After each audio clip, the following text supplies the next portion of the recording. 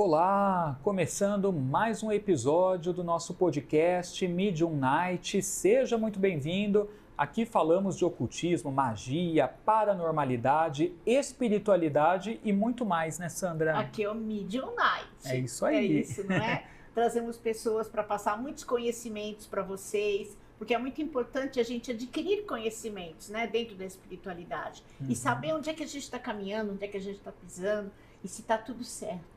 E trazemos pessoas muito inteligentes, que estudam realmente, né? Verdadeiras, como a que veio hoje aqui, né? Que é especial, Ellen. Aliás, gente, é um tema que vocês ficarão fascinados. Muita gente tem curiosidade sobre isso e hoje nós vamos conseguir aprofundar, né? Para elucidar e sair um pouco da atmosfera do misticismo, né? Sim. Buscando comprovações históricas. A história real, né? É isso aí. Como é que surgiu, de onde vem, por que vem, como é. Muito bom saber, né? Exato. Porque ela é famosa, ela é conhecida. Isso. Mas nem todos conhecem a verdadeira história dela, né?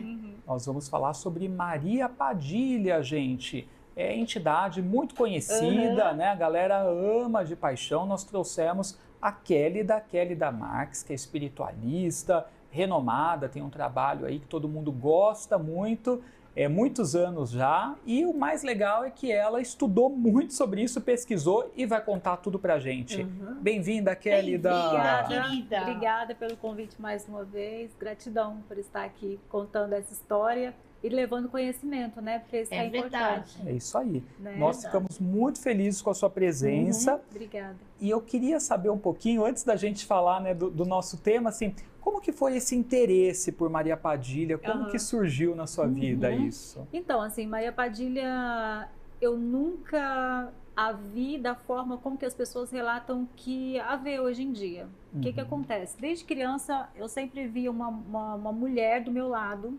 quando eu estava com medo, quando eu estava triste, quando eu estava chorando, quando eu estava passando ali por alguma situação que adolescente apaixona, né? E tem aquela história de amor, e às vezes ali entra no estado de desilusão, e às vezes estava ali triste, alguma coisa, ela olhava assim e falava, levanta a cabeça e para de chorar, você já chorou demais. Mas o que eu achava? Vou ser muito honesta, eu nessa época, quando eu começava a ver, a enxergar aquela imagem, eu não via como essa imagem que as pessoas trazem. Eu achava, para ser bem honesta, eu achava que ela era uma santa ou que ela era uma mentora, porque os cabelos longos, né? Sempre muito bem vestida, e eu ficava assim, quem é essa mulher? Quem é essa mulher? Mas ela não falava o nome. E ela sempre estava com um rosário na mão. E aí a história foi passando, ela foi se conectando cada vez mais comigo. E ela não me falava o nome dela. Então, a princípio, assim, eu não sabia quem ela era. E aí eu fui para o convento das Clarissas, que foi o que me interessou, porque toda a minha família era católica, a gente era da renovação carismática, e aí, eu vou fazer encontro vocacional, vou ser freira, e o que me interessou foi o convento das Clarissas, que aí depois, mais para frente, até vocês vão entender o porquê. Depois eu fui ligando algumas coisas nessa história das Clarissas. E aí ela sempre me acompanhando, eu sempre falo assim, eu era uma criança muito pobre mesmo, a gente não tinha banheiro para usar, o nosso banheiro naquela época era de lona, né? Então minha casa não era nem pintada, meus pais sempre batalharam muito para ter as coisas. Então era uma criança sempre muito pobre, só que eu vislumbrava coisas que para mim naquela época era praticamente impossível. E o que acontece? Ela sempre me colocava para cima, ou seja, ela sempre tirava amizades. Eu nunca fui uma criança de ter muita amizade, porque ela não deixava. Isso é uma coisa assim que eu acho que quem trabalha com Maria Padilha sabe como é, porque ela pega essa pessoa que não serve para você e ela tirava. Então, eu fui aprendendo desde criança a ser sozinha, a ser mais sozinha, porque ela tirava as pessoas do caminho. Então, toda aquela comunidade ali, todas aquelas pessoas da vila, eu não conversava, eu não tinha ali uma interação, porque ela não permitia, ela não deixava. E aí ela foi falando, você vai estudar, você vai fazer faculdade, você vai fazer cursos, você vai conhecer o mundo, você precisa disso. Eu falava, mas como eu vou fazer isso? Né? Então, ela sempre, quando aparecia, ela falava, você vai fazer isso, isso e isso. Não importa quanto custa, você vai conseguir. E eu sempre conseguia. Né? Tanto que eu fui instrutora da Dale Carnegie naquela época. Eu tinha 21, 22 anos, eu já era instrutora da Dale Carnegie, que é uma instituição internacional de cursos, né? De comunicação, de relacionamento humano, né? E aí eu assumia grandes cargos, assumia grandes posições. Eu falava, gente, como assim? Grandes empresas confiavam em mim para fazer processo seletivo e ela sempre por perto, né? Então, a princípio, eu nunca cheguei a pensar em pombagira, porque a imagem que as pessoas falavam É de uma eu pombagira. não via. Não era Aquela aquela imagem sexualizada que muitos falam, você Mas não enxergava não desse modo. enxergava. Não necessariamente mesmo. Exatamente. Que também vale desmistificar, né? Vale desmistificar, porque talvez seja vendida essa imagem, vendida essa imagem. Exato. Dependendo, acho que da religião, né? Se é Umbanda, se é Candomblé. Sim. Mas ela realmente aparece como uma mulher muito elegante. Sim. E linda. Sim. Sabe? Muito vaidosa. Não necessariamente de preto e vermelho. Não necessariamente como eles vestem. Sim. Não necessariamente fumando, gargalhando. Não. Né? Assim, e aí ela sempre me colocava para cima, ela sempre me tirava outras coisas também que ela fazia, ela sempre me mostrava, arrumava um namorado. Olha, coitado, podia estar onde tivesse que eu achava ele. Naquela época sem internet. Mas ela tirava também o que não prestava, exatamente, né? Ela tira mesmo, tirava. E ia tirando e eu falava, gente, eu não vou casar, eu nunca vou ter ninguém, porque realmente não ficava, né? E aí, ali dos 15 até os 26 anos, o que acontecia? Aconteceu de algumas noites eu ter muitos tremores, eu não sabia o que era. Eu começava a tremer de um jeito que a minha cama, ela batia, ela tremia toda, assim, sabe? E aí eu ia para a cama da minha mãe e do meu pai e falava, mãe, reza para mim porque eu tô tremendo muito. Mas eu tremia de um nível, assim, eu chegava a bater dente, de tanto que eu tremia. E hoje eu sei que aquilo era sintomas de incorporação, mas que eu não sabia necessariamente o que era. Então, quantas vezes eu fui parar no hospital, que às vezes chegava lá, mede minha pressão tá alta, meu coração tá muito acelerado. O médico olhava e falava, não, seu coração tá normal, sua pressão tá 10/6. E era a sensação. Com que idade? Eu passei por isso ali dos 16 até os 20 anos, mais ou menos. Aí deu uma parada, né? Eu fui para a faculdade de psicologia, aí o que eu fiz? Eu deixei de acreditar ali no misticismo, porque eu era leitora fiel da Bons Fluidos, assim. Né? Eu era a leitora que chegava na banca e falava, tem Bons Fluidos aí? Eu pegava Bons Fluidos, comprava para ver. Então, a Bons Fluidos me ajudou muito. Naquela época, João Bidu também, né? Era famoso, tudo. Então, eu fazia ali algumas simpatias, algumas coisas. Quando eu entrei na faculdade de psicologia, eu meio que me tranquei para isso, inclusive até para o catolicismo. E aí eu só fui me despertar novamente para o Kardec, para o espiritismo, quando a gente foi entrevistar ali uma moça que ela tinha esquizofrenia com algumas psicoses ali. Ela era uma moça bem comprometida. E aí ela estava no hospital psiquiátrico por causa de um crime que ela tinha cometido. E aí uma das alunas perguntaram, né? Chegou e perguntou para ela, falou assim, quando é que as vozes param? Com remédio? Como é que você consegue dormir? Aí ela falou assim, as vozes param quando os homens de branco chegam. Aí eu falei, peraí, né? Remédio não dá conta. Que homem de branco? Achava que eram os médicos, né? Aí o professor, que na época era psiquiatra, ele falou assim, não, são os médiums que vêm da passe. Aí eu falei, peraí, um caso de esquizofrenia com uma psicose forte, né, delirante, inclusive, como que somente um passe consegue tirar as vozes? Aí aquilo me chamou a atenção e eu falei, não, então não é só ciência, tem alguma coisa aqui que ainda precisa ser explicada. E aí a pulguinha da curiosidade começou ali aí para o Kardec. Aí o Kardec chegou e falou para mim assim, ó, seu lugar não é aqui, seu lugar é na Umbanda, na Quimbanda, para cima. Eu falei, tá, mas eu não quero ir para Umbanda. Nunca pensei que eu fosse para Umbanda. Não sentia esse chamado, né, na época. Não sentia. E naquela época a Umbanda, principalmente ali no interior de Goiás, era muito estigmatizada, né? Às vezes ali o povo deixava a galinha pendurada, aquela coisa toda, né? Então parece que tinha ali uma energia negativa, tudo. Eu falei, não quero ir, né? Eu quero ficar quieta, quero ficar aqui no meu canto, vou ser bruxa e vou seguir aqui nessa bruxaria. Aprendi a ler tarô com 13 anos, ali com uma cigana de um acampamento. E aí um dia ela falou pra mim assim, quando você começar a pôr carta, você nunca mais passa fome. E aí a gente tinha uma empresa, e essa empresa era uma empresa muito conhecida de comércio, de fazer licenciamento. Então a gente chegou a ter no nosso portfólio de licenciados ali Anitta, Cláudia Raia, Manu Gavassi, eram só Débora Seco, então eram só atrizes ali de ponta. E aí o que aconteceu? Eu cheguei em uma casa de Kardec, né, que eu era médium. O que acontecia? Eu estava na minha mesa trabalhando e eu caía a fase, baixava a fase, ou senão eu começava a escrever, sabe? E eu ia guardando essas cartas. Um belo dia eu tive uma visão, meu tio ele estava internado, estava muito mal, eu sempre era muito apegada com ele.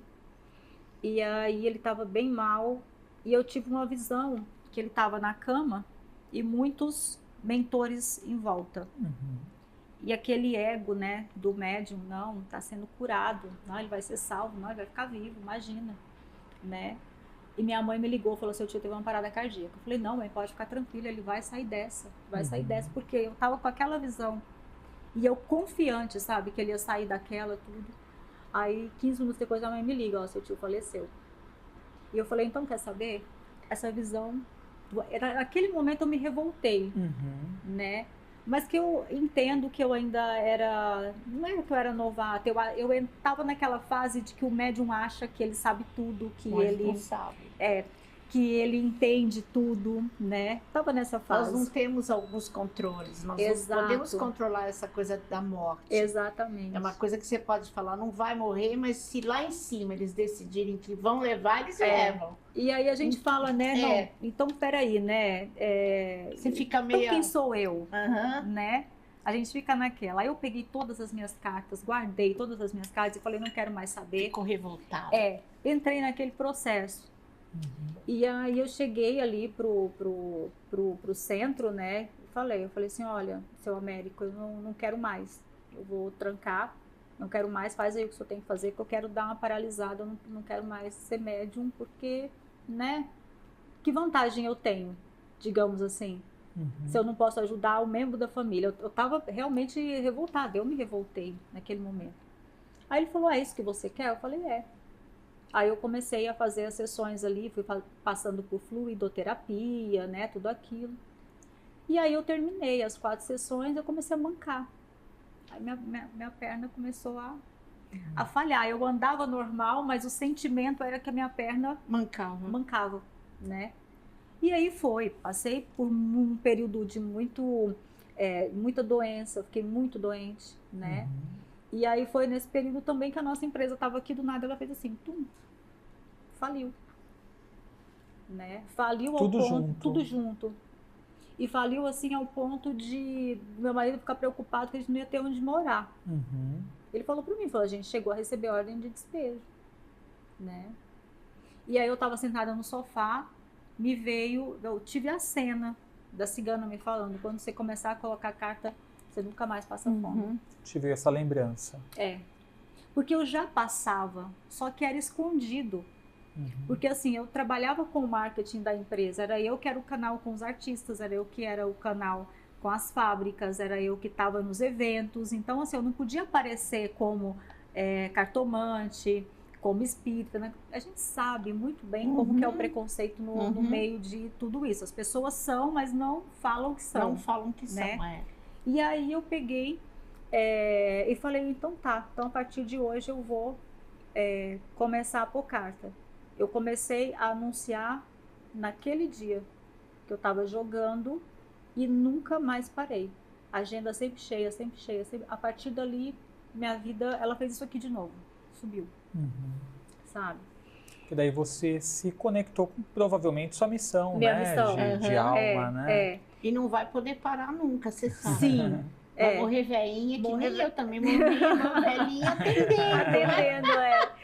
E aí eu falei, tá, mas aí para isso, as pessoas hoje elas buscam muito a Umbanda, a Quimbanda para ter poder, né?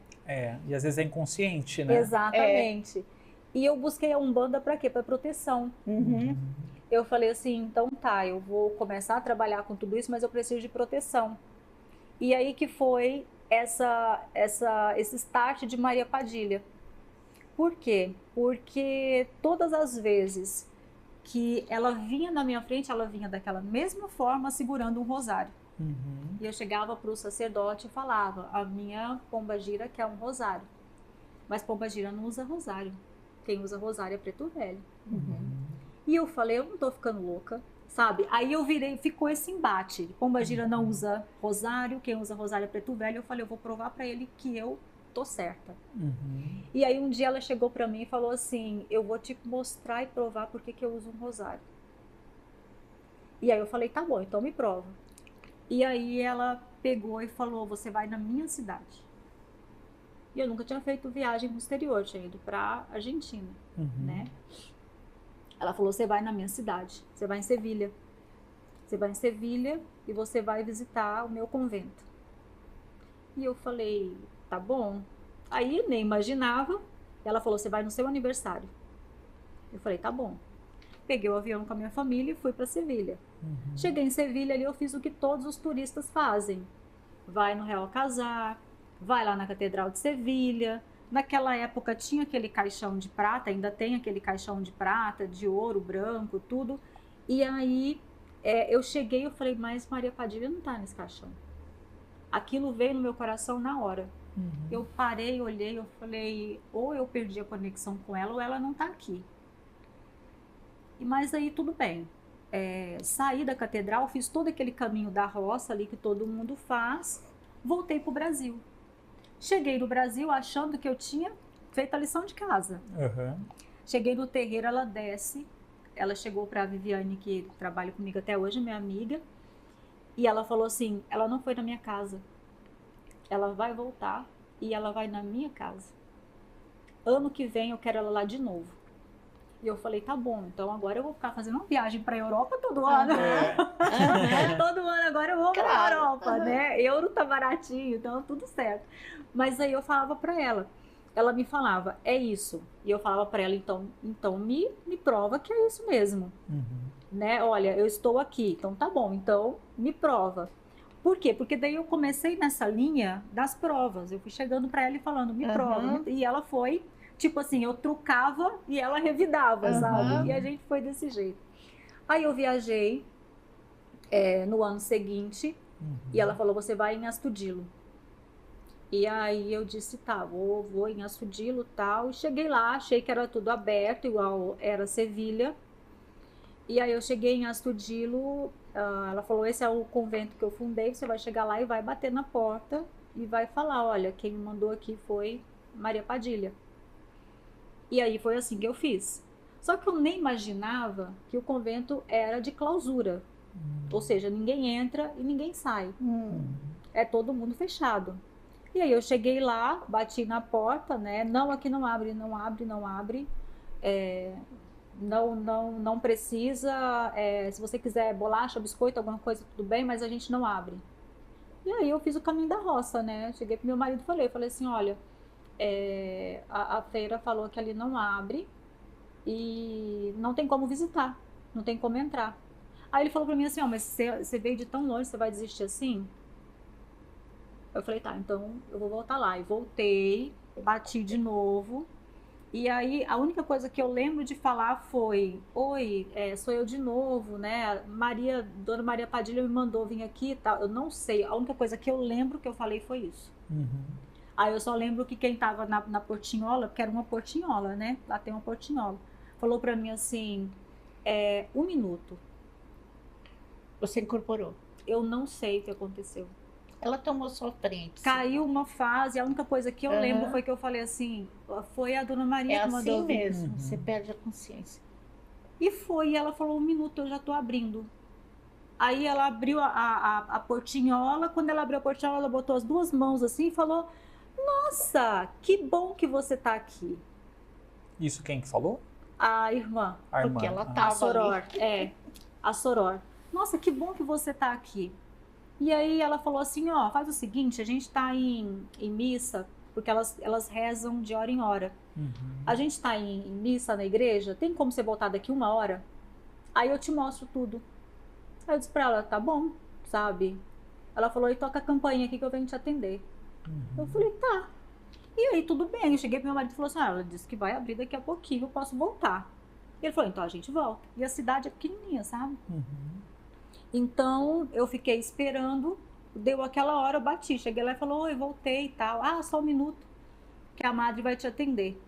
Aí já veio a madre, que era a única que sabia da história real de Maria Padilha, para apresentar todo o palácio, todo o convento, apresentar tudo. Aí ela chegou e começou a contar o porquê de cada coisa.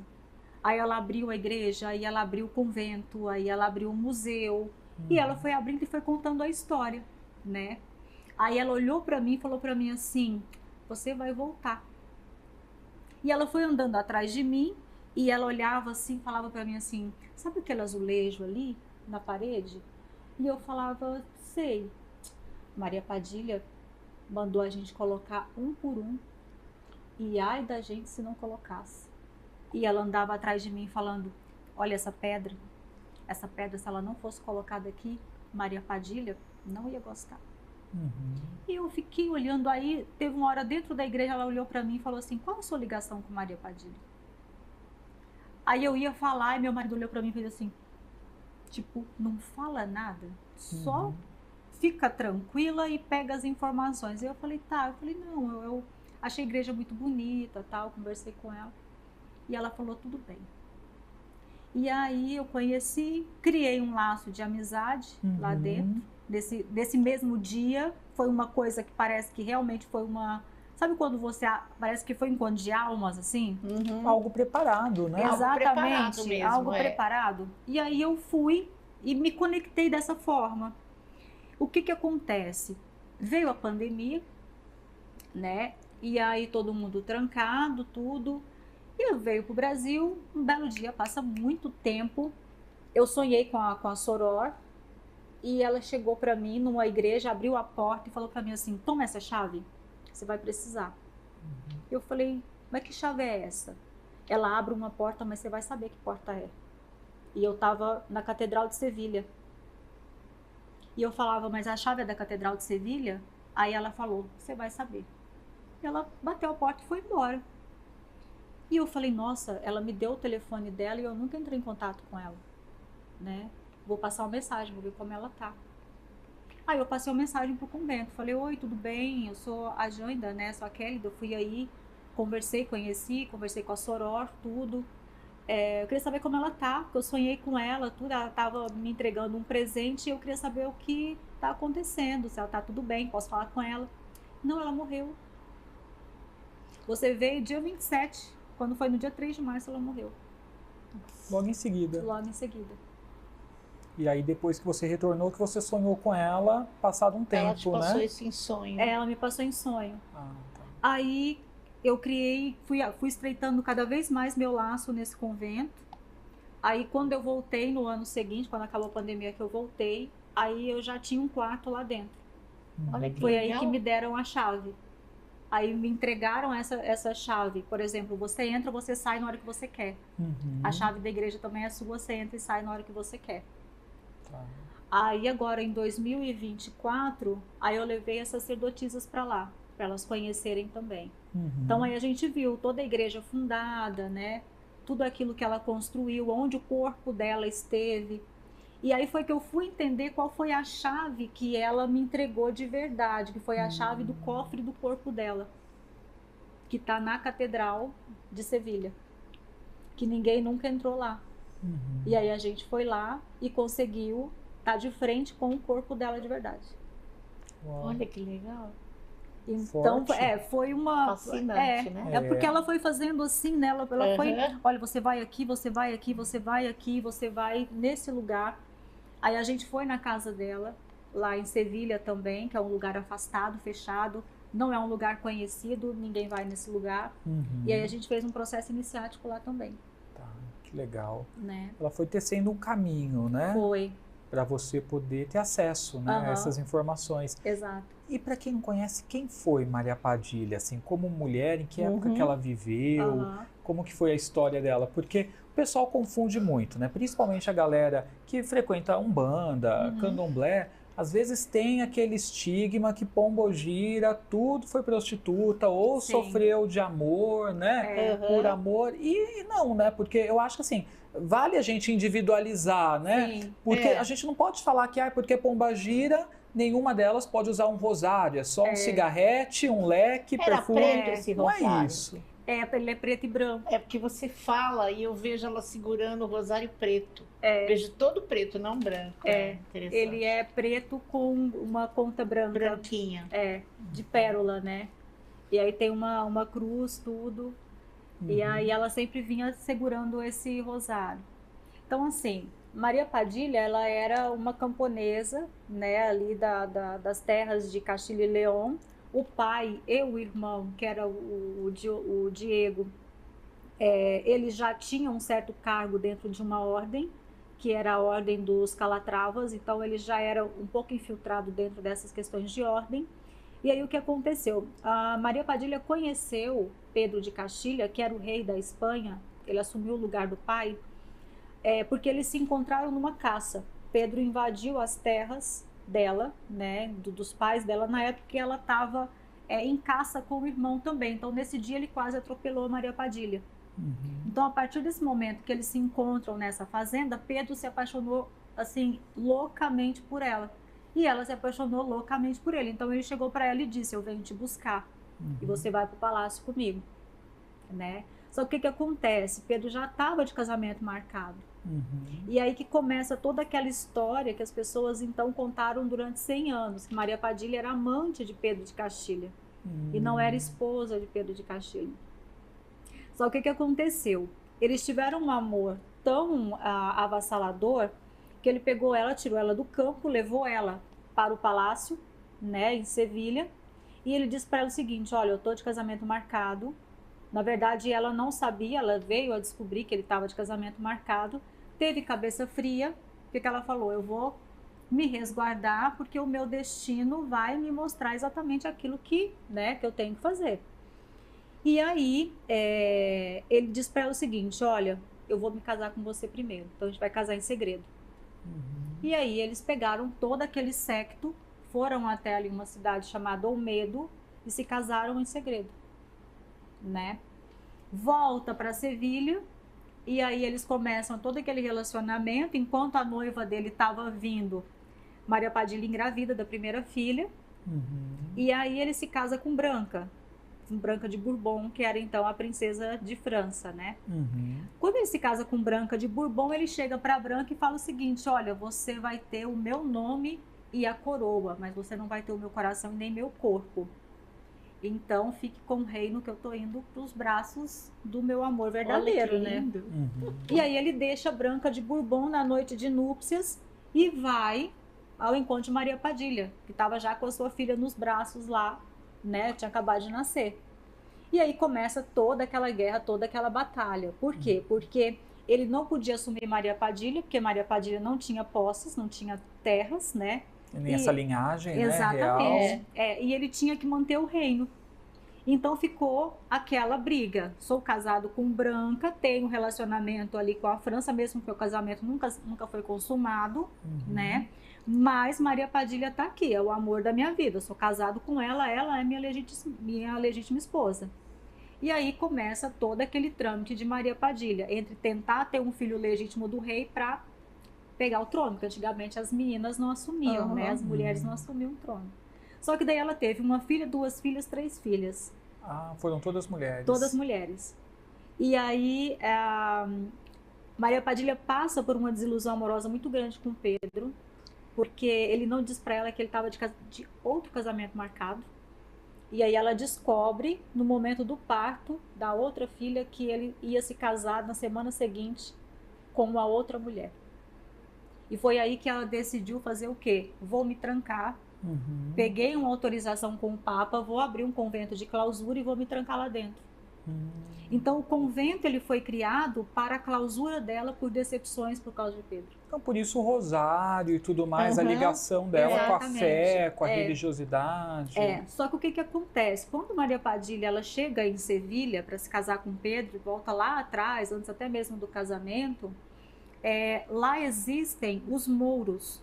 Que os mouros naquela época eram os astrólogos, né, que previam tudo, eram os videntes. Então, o que acontece? Ela entra dentro do quarto do Azir, né, aí ela conta tudo, até mesmo no livro ela fala disso, que ela entra dentro do quarto do Azir e vê toda aquele sigilo, aqueles astros, aquelas coisas, e ela começa a se interessar.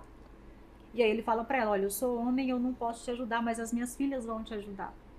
E aí ela começa a receber toda essa energia da magia moura das filhas do Azir.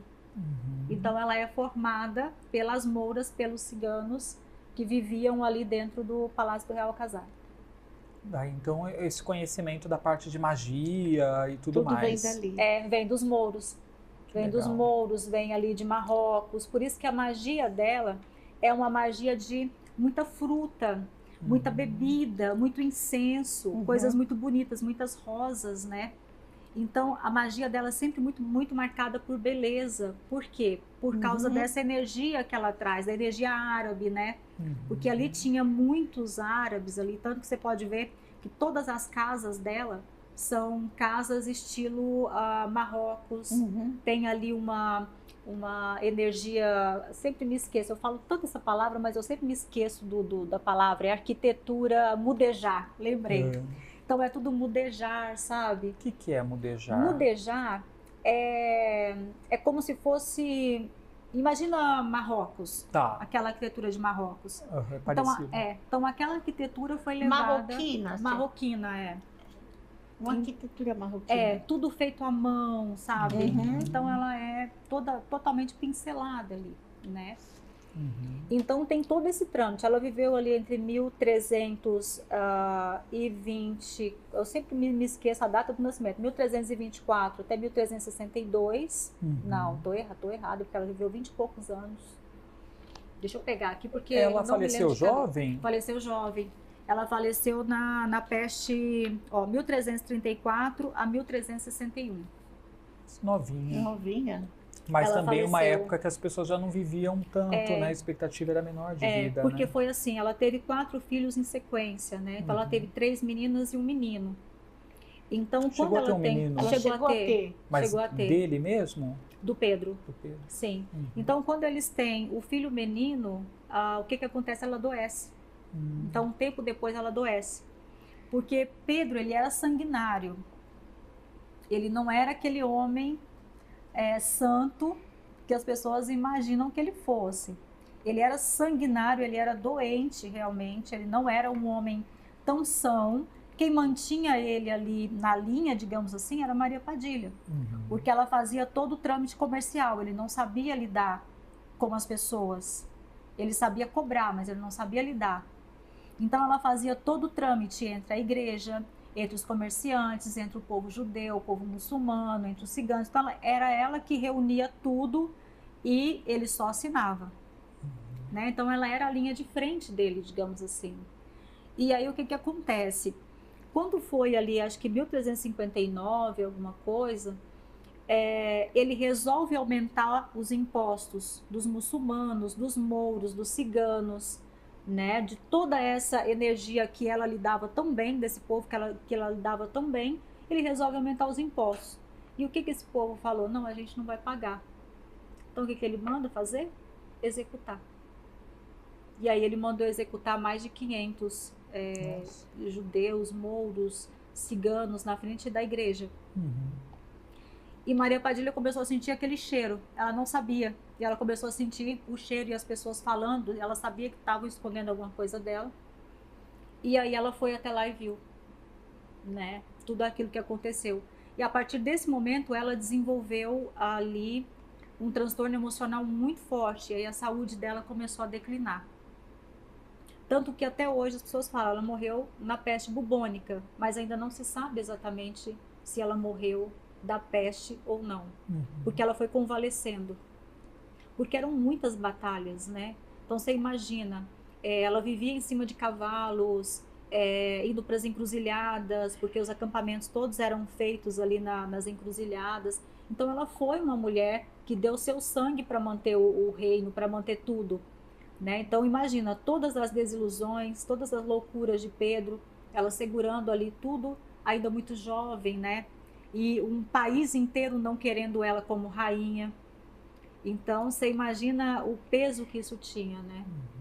E aí ela veio a falecer. Algumas pessoas falam que foi de peste bubônica, mas eu ainda tenho ali as minhas dúvidas, porque a saúde dela estava bem debilitada. E o Pedro? O Pedro, ele foi assassinado pelo irmão, porque ele tinha o pai dele tinha um amante, né, em Portugal. Então ela teve, me parece que 7 filhos. E aí a linha de sucessão, por causa do pai, vinha desse irmão, que era o rei Henrique. Então o rei Henrique ali, acho que em 1369, matou Pedro, né? Então tudo isso é histórico, é documentado, né? Então veio a tomar ali o cargo dele. E aí que muitas coisas de Maria Padilha acabaram se perdendo, porque quando Henrique tomou conta, né? Ele destruiu, botou fogo em muita coisa. Forte, né, gente? A história. Bem forte. Sim. Galera, quem quiser saber alguma coisa sobre o assunto, perguntar algo para a Kélida, vocês estão acompanhando aí o ao vivo pelo YouTube, pode mandar aqui para a gente que a gente repassa a ela, tá? O pessoal tá perguntando se em algum momento você vai ler algum oráculo hoje. Eu trouxe aqui o oráculo, vou ler sim, pode deixar. Então, galera, vamos dedicar 10 minutinhos finais aí, tá? Segura aí que depois a gente chega lá. Tem tanta coisa legal pra gente falar que a gente fica impressionado. Esse livro, conta pra gente. Aqui, eu trouxe até para você, depois eu assino aqui, eu trouxe. Obrigado. Obrigada. Queremos autografado. Queremos autografado. Que Sim. legal. Que onde eu coloco a árvore genealógica também, porque o meu estudo, ele foi além, porque eu falei, sabe aquela pergunta assim, mas do porquê eu?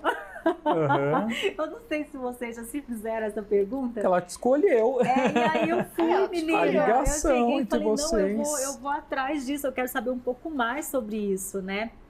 E aí eu fui atrás da linhagem ancestral, fui atrás da linhagem dele, aí eu descobri que a minha linhagem ancestral passa pela linhagem ancestral de Pedro de Castilha, né? Então, dela a gente não tem muitas anotações, tudo, mas de Pedro de Castilha eu descobri. E aí a gente refez uma foto dela, que tem no Real Casaco, que são uma das poucas fotos dela que ainda tem. Essa daqui que vocês refizeram? Essa daí a gente fez, tem um artista, que agora eu não vou me lembrar o nome dele, mas você manda uma imagem antiga para ele e ele faz a imagem como se fosse do momento presente. Então essa foto dela de verde é a foto original, a de baixo foi a foto que ele fez para nós. A foto refeita. Muito legal. Gente, tem até as fotos aqui, viu, no livro? Tem, né? Sim. Que está publicado pela editora Lunai, né? E o pessoal pode adquirir pelo site da editora. Também na casadamagia.com.br. Ah, que legal. Só entrar no site que você manda para qualquer lugar. Para qualquer lugar, Vai autografado?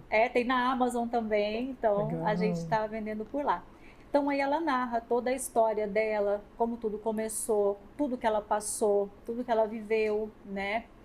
E esse livro, ele traz, assim, a riqueza dos detalhes, né?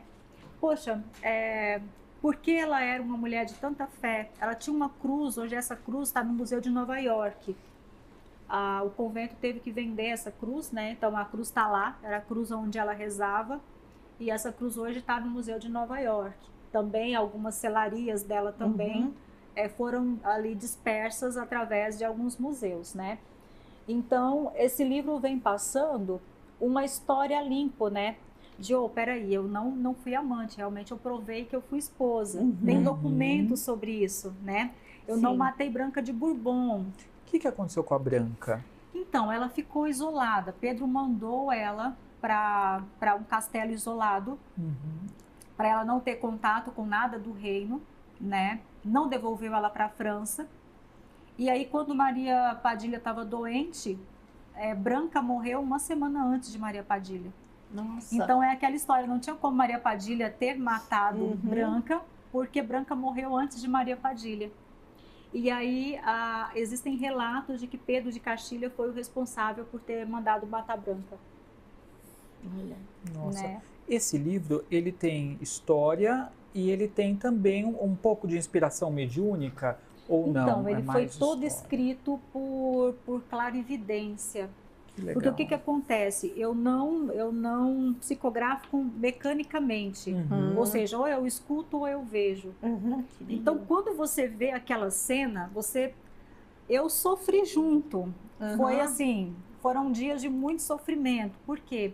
Porque ela ia me mostrando, eu fui vendo. E você vai participando, né? Sentindo energia como Vou médium. sentindo, sabe? Você é pisciana Sim. também, né? O peixes não tem jeito, né? Ele sente junto, E aí, né? nossa, assim, quando eu terminei o livro, eu estava exaurida. E o que acontece? Antes desse livro, tinha outro. Porque ela falou, o primeiro livro que ela falou foi, eu vou contar como surgiu toda essa egrégora. E aí a gente comecei a escrever. Então eu acho que ali tem mais ou menos umas 30, 40 páginas, tá escrito ali a lápis, ainda nem redigi. E aí um belo dia ela chegou e falou assim, eu não tenho como contar uma história sem contar como ela aconteceu, como tudo começou, né? Então aí ela chegou para mim e disse assim, eu vou contar a minha história, para as pessoas saberem exatamente quem é Maria de Padilha. Quando se fala Maria de Padilha, rainha de Castilho e León, nós estamos falando dessa história.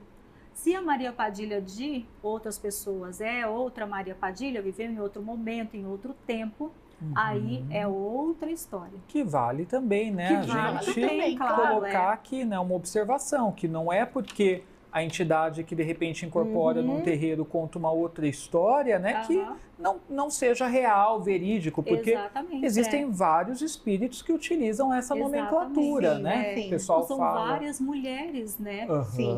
Ela conta no primeiro, que agora virou o segundo livro dela, como que ela conta essa formação de energia.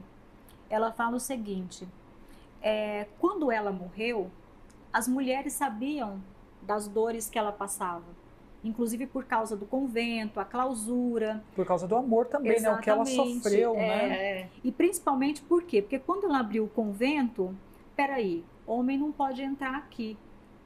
Então, aquelas que estavam fugindo da perseguição, aquelas que estavam ali passando pela Inquisição, pelo pai, pelo irmão, denunciadas ali pelo próprio marido. Iam para lá, ela abria as portas. E aí essa energia também foi se juntando. Que ela falava, deixa abrir as portas porque essas mulheres não podem sofrer. Então ela foi acolhendo essas mulheres. Então ela sempre, com esse coração grandioso que ela tinha, com esse poder de magia que ela tinha, porque ela tinha um poder de magia de sigilo muito grande. E aí ela foi abrindo essa porta. Quando ela desencarna, o que acontece? Com o passar do tempo, as mulheres na Terra não esqueceram dela. E aí começaram aquela história da louvação, das mulheres indo até os pontos que elas podiam ir, por exemplo, na encruzilhada, porque não podia fazer dentro de casa. Então, aonde que eu vou? Vou na encruzilhada, vou na igreja, vou no cruzeiro, vou no cemitério.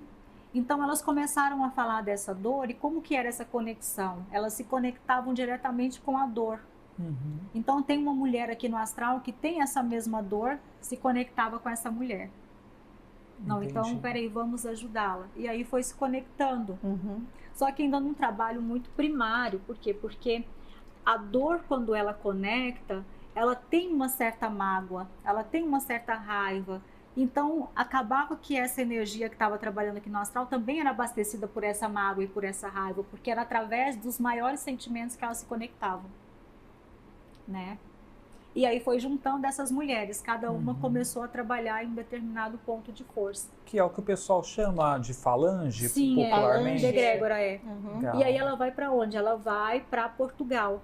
Então ela chega em Portugal, já muito bem cultuada, né? E aí ela passa esse tempo em Portugal. Quando Portugal invade o Brasil, vem para o Brasil uma senhora chamada Antônia Maria, que ela vai para Recife, que era uma portuguesa, que passou por um processo de inquisição ali em Portugal e mandaram ela para Recife, né? E aí Recife abraça essa história, e aí Dona Antônia Maria, quer dizer, contou a história conforme ela achava que ela deveria contar. Peraí, vamos pegar essa mulher e vamos tirar essa imagem dela, da mulher comum, da mulher da igreja, da mulher da rainha, vamos botar aqui uma pitada de alguma história diferente? E aí ela pegou e botou a pitada ali da amante, da perversa, aquela que matou. Por quê? Porque as mulheres naquela época, elas precisavam de uma energia que falasse assim, olha, eu não sou santa. Né? Então vamos trabalhar essa energia aqui. E aí Maria Padilha chega. Mitologia, ela vai sendo contada, né, de diversas maneiras, né, com o passar do tempo, cada um conta da sua forma e vai descaracterizando, né, algumas coisas.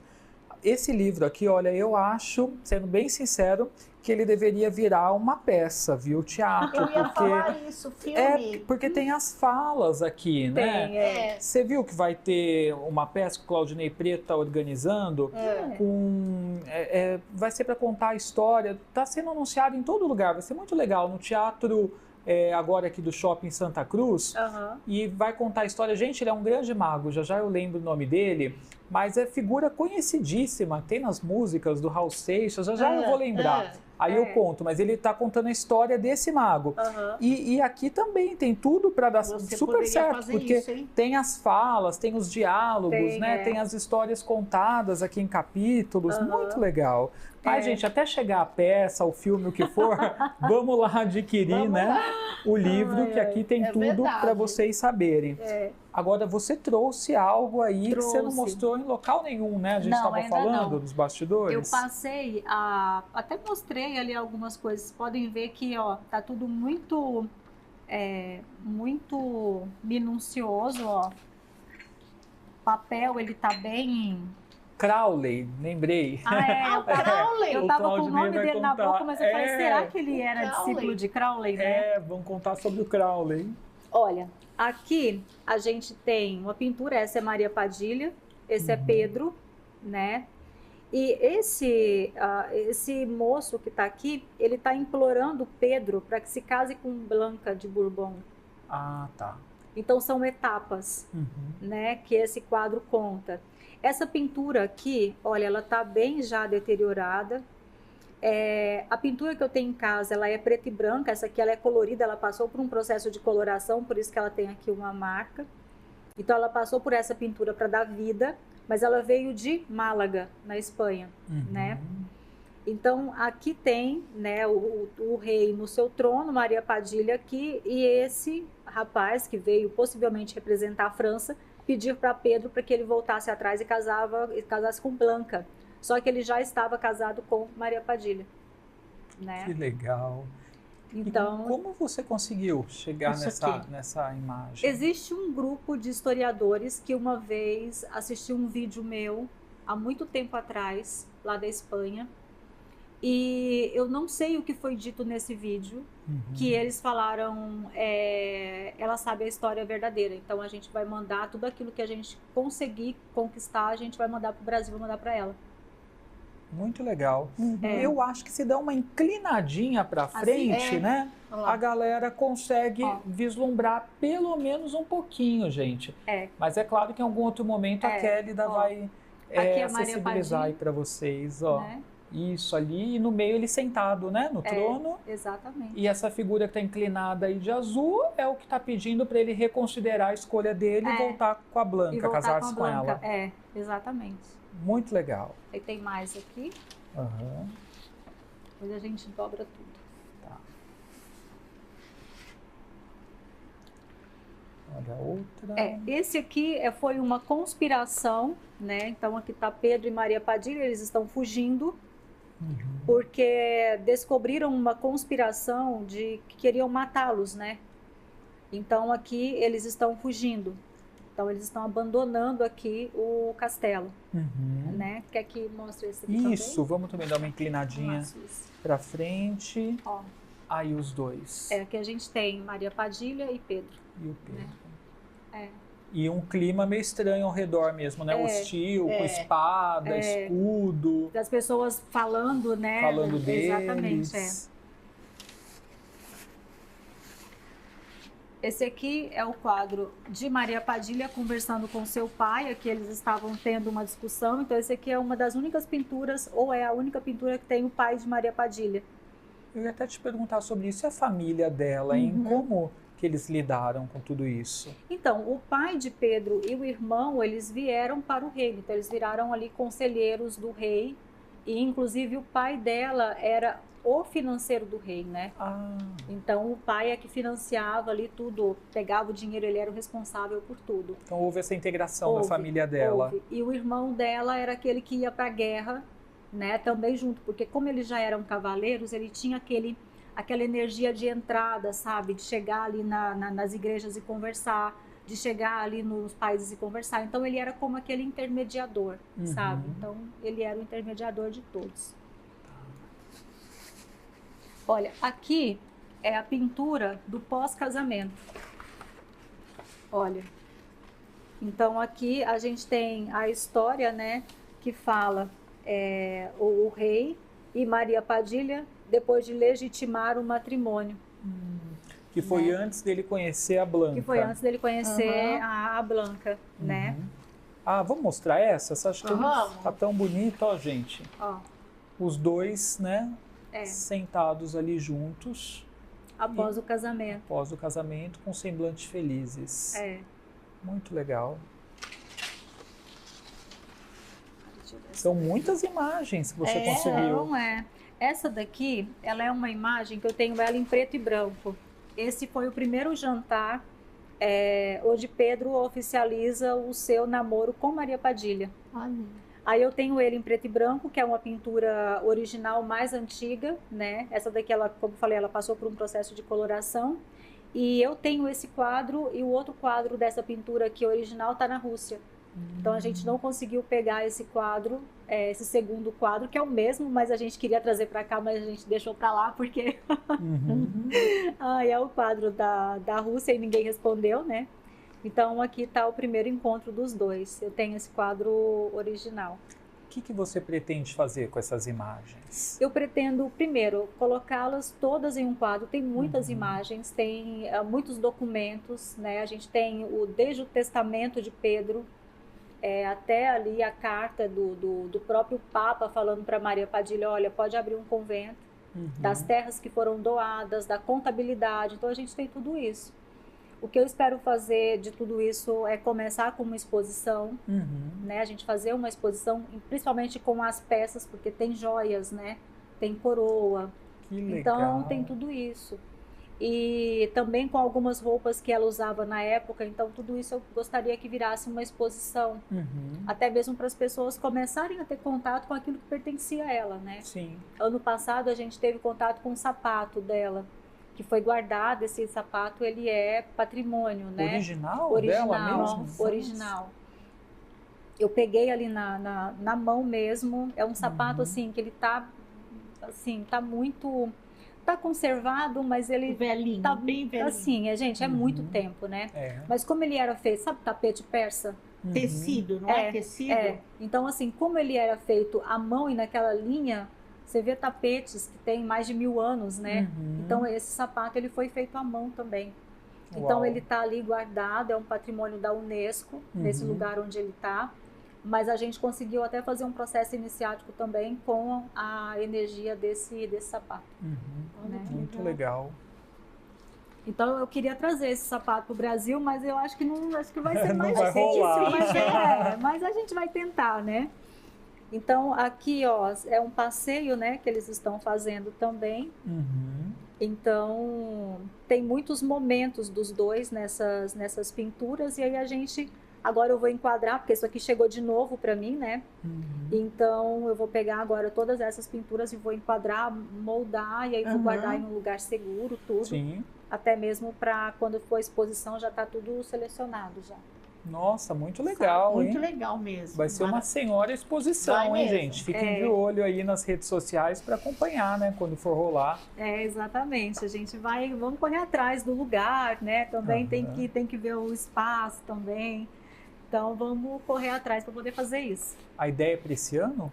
Então, eu gostaria que fosse até o final desse ano, mas se não der até o final desse ano... Não pode fazer na Sal TV? Ah, eu acho que tem que fazer num lugar grande, Naquele bastante espaço que a circulação. gente fez a festa.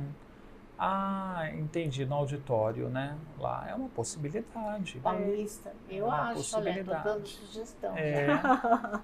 tem que ser num local bem acessível para todo mundo, né? Para bastante gente circular. Porque eu acho interessante ver. contar a história, sabe por quê? Porque quando você conta uma história, você baixa um pouco a resistência. Uhum. E às vezes a gente vê tantas outras religiões criticando, falando mal. E quando você traz aquela história que você fala, olha, ela é uma mulher como qualquer outra mulher Exato, daquela humanizar, época. né? Humanizar. Trazer um rosto, trazer como ela se vestia, né? Uhum. Não, peraí, essa roupa aqui, ela tá modelada para os tempos atuais, né? Como a pessoa quer se vestir ou como a pessoa imaginava que era, mas na verdade, ela se vestia assim. Olha essa capa, né? Então, ela era uma rainha. Então, assim, hoje, quando eu comecei a dedilhar toda essa história de Maria Padilha, meu trabalho mudou um pouco. Aquele jeito, aquela visão de trabalhar mudou bastante, né? Porque quando você vê falando de Maria Padilha, o que você vê as pessoas falando? Ah, vamos vingar, ah, vamos destruir, ah, vamos isso, ah, vamos aquilo. E aí você olha para tudo aquilo que ela construiu e você fala assim, gente, será que essa mulher se venderia por uma taça de champanhe, por um cigarro, né? Por causa de uma galinha ali, né? Será que essa mulher que construiu tudo isso, será que ela com essa grandiosidade de comportamento, de pensamento à frente do tempo dela, será que ela se venderia por pouco, só por um capricho, tanto que ela sofreu? Eu sei que existem espíritos e espíritos e espíritos que podem usar o mesmo nome. Sim. E talvez esses espíritos ainda estão em evolução. Então a gente também respeita esses espíritos que estão passando ainda por essa energia de apego, né? Mas quando você fala dessa Maria Padilha, eu falei, não, eu preciso... a fonte de tudo, né? Da onde todas as outras vieram. Exato. Né? Quando você fala dela, você fala assim, não, peraí, eu não posso mais vender essa Maria Padilha assim, porque ela não é assim, se eu fizer isso, eu vou estar quebrando a confiança dela, né? Sim. Então, a minha forma de trabalhar com ela também mudou, assim, de uma forma gigantesca, sabe? Muito legal. Muito e bom. Você que está acompanhando está tendo a oportunidade aí de conhecer, desmistificar, né, saber aí a história real, comprovada, né, com todas essas evidências. Agora, galera, sim, a gente vai atender alguns de vocês. Não mandem mais perguntas, porque não vai dar mais tempo. A gente vai responder aqui a galera, tá? Tem gente aqui em pólvora no aguardo. E a Kelly da gente é uma grande espiritualista, como a maioria de vocês sabem, e vocês também podem agendar, não pode? Atendimento particular? Pode, Você só encaminhar atende? mensagem lá para nós no WhatsApp. Eu atendo as pessoas ao redor do mundo. Qual que é o WhatsApp? É 011 São Paulo, 99970-1023. A gente vai repetir para vocês, anotem aí. 11 99970-1023. E no Instagram também tem tudo, né? Lá no Kélida Oficial, é só acessar lá que também tem todas as informações. Isso aí, galera. Segue lá, Kélida Oficial. Sim. Vamos ver, as perguntas estão em torno de amor, viu? Olha como que é a coisa. Ainda bem que né? eu trouxe o oráculo certo. Qual oráculo que você trouxe? Eu trouxe um oráculo que eu comprei na França agora. Ai, que bonito, bordinha Lindo, dourada. gostei do dourado. Que legal. Bonito. Ele é um oráculo muito bonito, que eu amei ele. Para o amor. Consagrei e falei, não, vou levar ele hoje. É ele. Olha, a Nath, ela está perguntando, o que posso esperar do amor este ano? Aí ela mandou as iniciais dela, NSL, do dia 22 de setembro de 86. Ela está solteira. Tá certo. Bom, a primeira coisa que eu percebo, vamos falar da Nath, né? Porque a Nath, ela tem uma intuição e ela tem uma visão da vida amorosa dela muito distorcida. Então, assim, ela tem aqui uma fé muito grande, então ela acaba se perdendo um pouco no imaginário, ali no campo da ilusão. Então ela acaba idealizando muito a pessoa e no fundo, ela coloca tanto perfeccionismo naquilo que ela não encontra, né? Então, assim, esse ano, ela deve principalmente começar a observar os pequenos detalhes e quem já está perto dela, tá? Porque a vida amorosa dela vai passar por uma reviravolta. Aquilo que hoje ela tem como certo, até o meio do ano vai ser revelado uma outra versão para ela, sabe? Tá. Então ela vai ter aí algumas respostas que ela já vem buscando há algum tempo, até o meio do ano. Ok. Ela também perguntou, como podemos pedir proteção de Maria Padilha, agradá-la? Certo. Maria Padilha, quando você pede proteção para ela, eu sempre falo, você precisa ficar bem atenta quando você pede proteção, porque ela protege mesmo. Aquele que é protegido por ela, a gente sabe muito bem como que é, né? Porque ela vai atrás onde estiver. E busca. Contar a história rapidinho. Tava eu, agora, fazer uma viagem e fui em Amsterdã. Já foi em Amsterdã? Ainda não. Ainda não. Eu cheguei perto. Chegou perto? Mas não cheguei aí. Vocês já viram falar de uma rua lá chamada Rua Vermelha? Já ouvi falar. Rua Vermelha. Sim, A Rua sim. Vermelha, que é uma rua onde ficam vitrines e tem as moças lá que oferecem o seu serviço de acompanhante, né? E assim, eu, meu marido e minha filha, a gente gosta de entrar dentro de igrejas. E a gente estava andando ali na rua, perto do rio, tudo, e eu olhei uma igreja e falei, nossa, tem uma igreja, vamos lá ver se está aberta? E aí ele falou, vamos, né? E a gente foi caminhando tudo e chegou na porta da igreja, a igreja estava fechada. Eu falei, então vamos cruzar aqui a viela e vamos embora. A gente não conhecia nada, estava ali de turista andando. E aí a gente saiu da igreja, entramos numa vielinha e eu já vi 3 cabines vermelhas, mas não tinha ninguém. Estava cedo, ainda ali por volta de umas 7 e pouco, mais ou menos, e a gente não viu ninguém.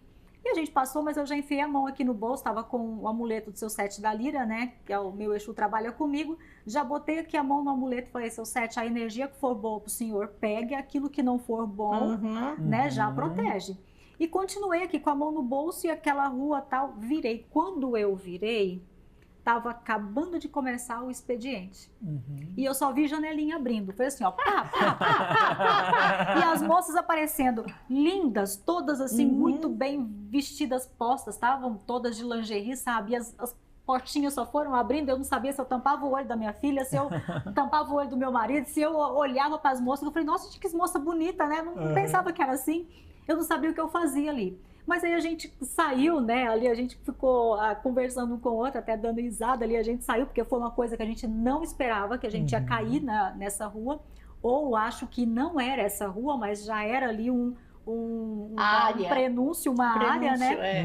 E a gente subiu. Quando eu subi a rua, eu senti o cheiro do perfume de azahar. Foi assim. E eu falei, gente, que coisa louca, da onde que saiu esse cheiro de laranjeira, sabe? E eu olhei para o lado, tinha um bar, olhei para o outro bar, eu falei, não tem laranjeira aqui. Aí na hora caiu a ficha, né? E ela só chegou e disse assim, você pode, por gentileza, voltar para o seu quarto e sair da rua à noite? E eu, sabe quando assim você chega, gela por dentro e fala assim, e eu falei, Nilson, você sentiu? Eu falei, meu marido, né? Você sentiu o cheiro de laranjeira? Ele falou, nossa, Maria Padilha leu meus pensamentos. Então ela veio em pessoa, sabe? Então assim, ela foi me buscar e falou, dá pra você voltar? Essa hora da noite não é hora mais de você estar na rua. Então assim, eu falei, eu acho que lá em cima tem uma telinha. Ela fica olhando. Né? Alguém chegou e falou assim, olha lá onde que tá, olha onde tá, olha lá o que essa menina tá fazendo. Dá uma olhada. Eu acho que ela levantou pessoalmente e falou assim, vou lá, né? Não vou mandar ninguém, eu vou lá pessoalmente buscar, né? Que legal. Mas a gente passou ali mesmo, foi uma distração, mas é uma cidade muito bonita, vale muito a pena visitar, assim. Então, quando você pede proteção para Maria Padilha, você tem que saber que ela vai te olhar onde você estiver. E aquilo que não é bom para você, ela vai chegar e não vai nem te dizer o porquê que ela tá tirando. Manda embora. Ela vai chegar e vai, você nem vai perceber, né? Mas ela é muito cuidadosa. Então, assim, pedir proteção para ela, você pode simplesmente mentalizá-la em seu coração, mentaliza o nome dela, né? Quando você pede proteção, você pede proteção. Eu sempre falo para as pessoas, nunca mentalize uma entidade pedindo coisa negativa. Se você principalmente não tem contato com essa entidade, vá pedindo para aproximar, vá pedindo para sentir essa energia, essa força, né? Por quê? Porque às vezes as pessoas começam ali esse culto e já quer logo ir pedindo coisas. Eu falo, não, gente, né? Seu 7 da lira, ele mesmo fala Quando você chega num banco ali, a primeira coisa que você faz, você abre uma poupança, depois você abre uma conta corrente, depois você já tem um gerente ali só para, né?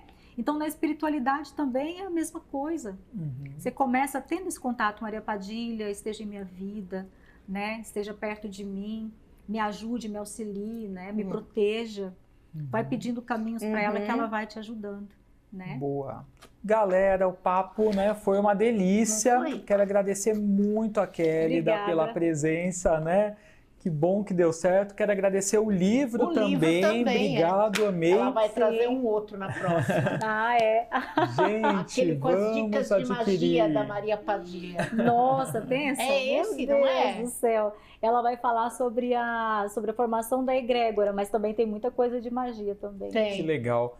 Editora Lunai ou pelo site acasadamagia.com.br. Casa da Magia, acasadamagia.com.br. Isso. Kélida, obrigado pela vida, gratidão, foi maravilhoso. Igualmente. Pessoal, tá chegando ao fim, então vamos seguir no Instagram, Kélida Oficial, né? Kélida Oficial, no YouTube também Kélida, é só seguir lá, a gente agradece também, TikTok Kélida M, e deixa um recado para todos que me seguem, gente, nós não abordamos ninguém nas redes sociais. Se você recebeu alguma mensagem se passando por mim, mandando mensagem, eu tenho uma previsão para você, não sou eu, tá? Não caia nessa. Que vocês fazem isso. É verdade. Segue também Sandra Suzy Paranormal no Instagram, Edu Scarfon também. Gratidão, gente, pelo carinho de todos vocês. Tchau, tchau.